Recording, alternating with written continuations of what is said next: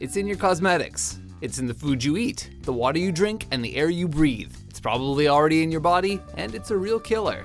Welcome to WatchMojo's Top 5 Facts. In today's installment, we're counting down the top 5 deadly poison facts to make you fear for your life. Now we just need to figure out a delivery device, and then no more Tuco. Number 5. Poison dart frogs are small but lethal. The world is full of venomous creatures, but poisonous animals are pretty rare. The difference? Venom is kept in a special gland and transmitted via a bite or sting, whereas poison is inherent to a creature's body, affecting anything unlucky enough to eat them, or in the case of the arrow frogs, simply touch them. Hailing from South America, these small frogs subsist on a diet of local insects, which allows them to build up extreme concentrations of deadly batrachotoxin. In captivity, this toxicity quickly dissipates, but in the wild, they carry enough poison to kill as many as 10 grown men, which is why indigenous communities historically dip their blow darts and arrows in this nasty frog juice. Number 4. Chefs need a license to serve fugu. Concentrate. I want fugu!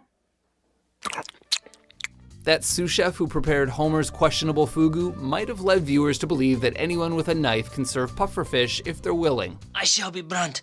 We have reason to believe you have eaten poison. Poison? But getting licensed to prepare and serve this deadly delicacy is long, arduous, and potentially fatal. Chefs have to complete a 3-year intensive program, and even then, only about 35% pass. Why so strict? Because one slip of the knife can release the highly potent tritotoxin carried by the pufferfish, a lethal poison without an antidote. As the final part of the exam, a chef must prepare a serving of the dish and then eat it themselves, proving that they have enough faith in their techniques to put their own life on the line. You know what? I'll stick with Captain Highliner. When you do get your fork in, Highliner's the best fish you ever tasted. Number 3. Botox is an extremely powerful neurotoxin. Botox injection.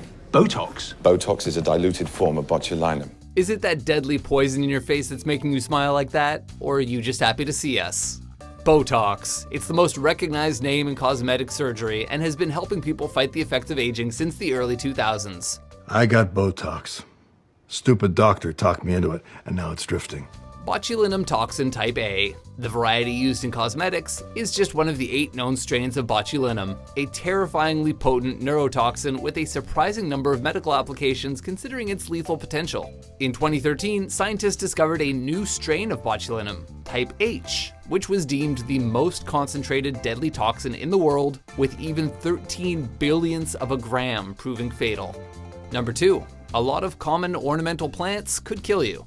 At the Alnwick Castle in England, the Duchess of Northumberland has a lethal poison garden, where visitors can learn about her wide assortment of toxic plants and their sinister histories. But a garden doesn't need to be dedicated to poison to be deadly. Oleander is one of the most popular ornamental plants in the southern states, but ingesting any part of the plant can prove fatal.